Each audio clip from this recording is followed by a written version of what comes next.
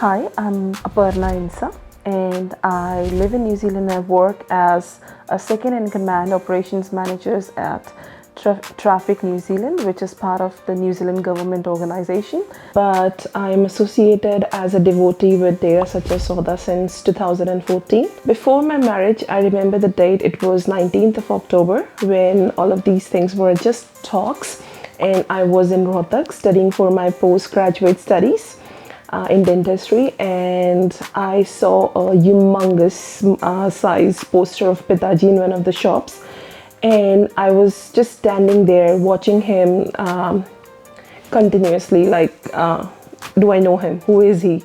You know, sometimes your soul gives you a calling that you know, and there is a bigger purpose that's going to be in your life moving forwards in future. And I was thinking, there is a bigger calling that I have to fulfill in my life. I think my life is completely changed post that. It's a 360-degree change in what I was before and what I am right now. The principles, the values, and the outlook towards life that I have learned after being associated as a devotee with Dera Sacha Sauda. There are so many values that's been incorporated in my personality. I would say tree plantation is one of those where I think I should take pride that I'm part of this organization where people have this sense of devotion and selflessness. They come together for these deeds, and the only chance I've ever got to do these is in New Zealand. We have planted trees throughout so many different cities, but the feeling that I have once I go across the areas after 4 years, 5 years, seeing those little plants and saplings growing into bigger trees is I feel I've achieved something because of the continuous non-stop efforts from the devotees in New Zealand, Auckland, that I know for sure that these species of trees are not only just striving but also thriving, and you can see them across the edges when you drive from Auckland airport to different parts like regional parks, and it's commendable, to be honest, to plant those many trees in a country that you don't belong to. So many drives that we run internationally, not just in India. What I believe it's in more than 100 countries all around. I cannot name all of them, to be honest, but the major ones that I know is US, Australia, Canada, UK, Prague, Dubai, Singapore, New Zealand itself, and you cannot count these drives that are run by the organization under the blessings and teachings of our dear Guruji Saint Dr. Rahim Singh Ji Insa. That, for example, a blood donation, which actually serves thalassemia patients. I have seen the enthusiasm in people to actually go ahead and donate the blood.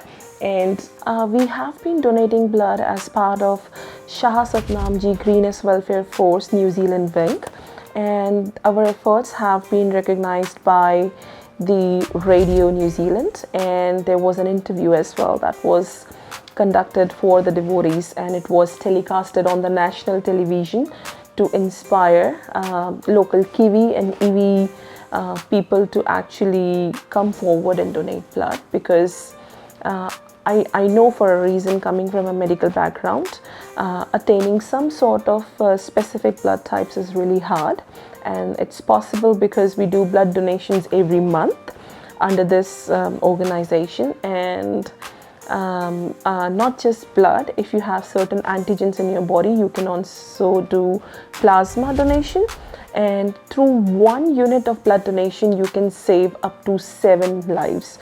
Some of these people, if you meet, they said they would be criminals, they would kill people, you know, or they were wasting their life in drinking, drugs, and all sorts of things you don't want to talk about. But once they got associated with the Dera Sacha Sauda, their life changed 360 degree, and now they also feel they should, rather than just take, they are also on this path to give. give and give. I'm trying to think a lot of things all together, but that once you actually get associated and I saw things with my own eyes, I realized that this is the safest I've ever felt, and this is a place I can call home. Devotees as my family. I never felt a moment of discomfort, disregard, or disrespect by wherever I have been.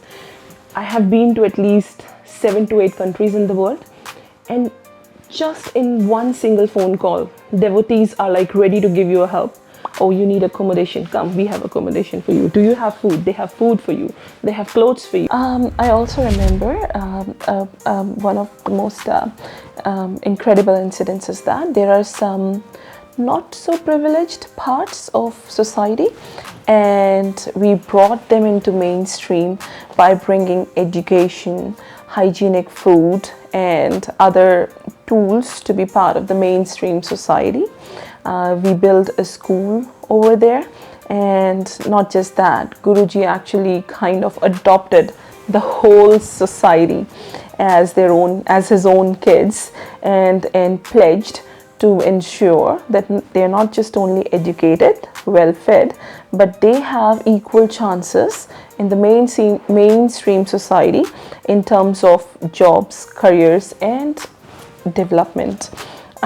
Saying that, those people are not more than thankful for bringing opportunities such as in fields of science, technology, engineering, and mathematics, which was not otherwise available to them, because they were lacking some basic needs such as transportation, access to hygienic living conditions, access to normal education. So it's just not just an initiative, but it's actually a beginning step to a very long path we have forward. He is paving the pathway for us to walk, and in future we are looking forward to bring any such part of society that doesn't feel left behind or being unprivileged in any sorts.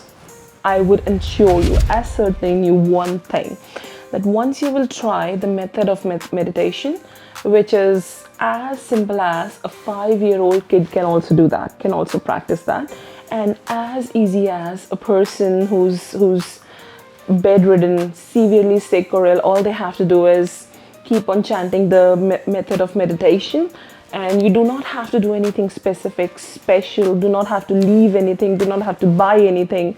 Just be yourself and try this method, and you will see the results yourself.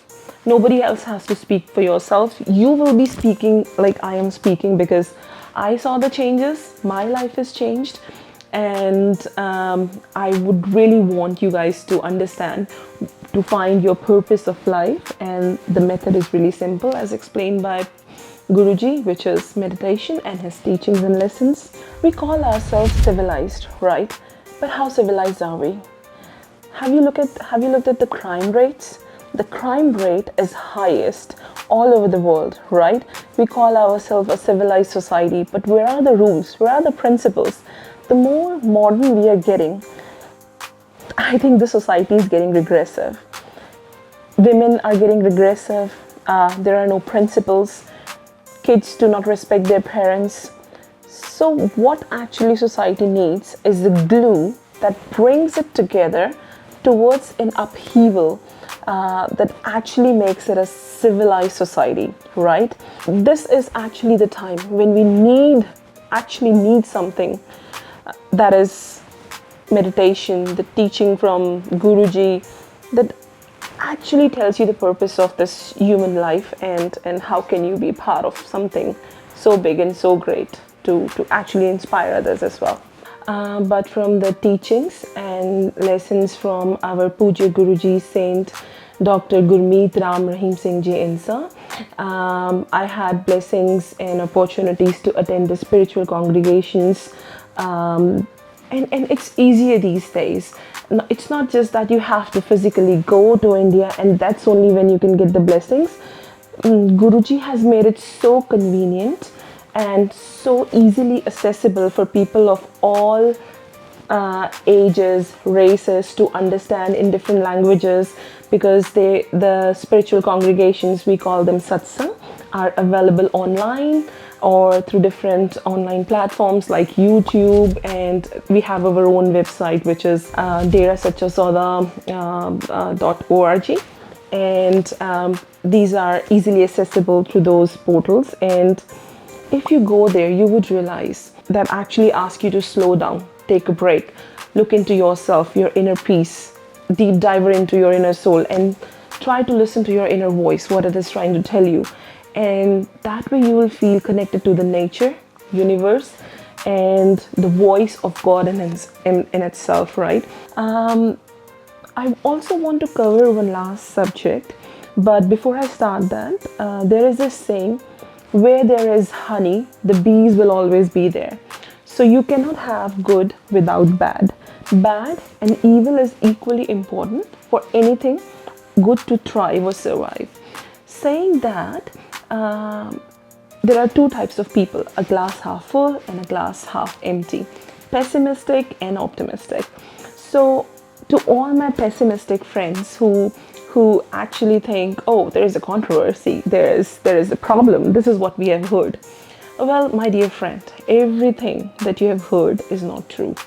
You need to understand the whole narrative, and it's your responsibility that you take that initiative to have access to the facts, judge those facts, and then you can see where is the controversy. So every good has evil attached to it. That doesn't mean that what it actually means, what I'm trying to say over here is, people are going to say whatever they can say. You cannot hold anybody's tongue over here. However, it's your own responsibility to understand what's good for you. I have tested it because I'm a very logical person. I believe in data, I believe in facts, I believe in logics, I believe in hard facts and evidences. Even in management, there is this word called evidence-based decision making, right? We have all these tools to make wise decisions for ourselves. Our dear Guruji Saint Dr. Gurmeet Rahim Singh Jainsa always tell this story, which really relates to me. When you buy something, you make sure everything is fine. For example, you're buying a car, you make sure the papers are right, insurance is right, tires are right, steering is right, pre-owners, post-owners, and whatnot. Very same way, I would like to give you an open invite to come and test the facts yourself and tell me where the controversy is. And I can bet you one thing, you will be in this chair within a few months and sharing your miracle with the world.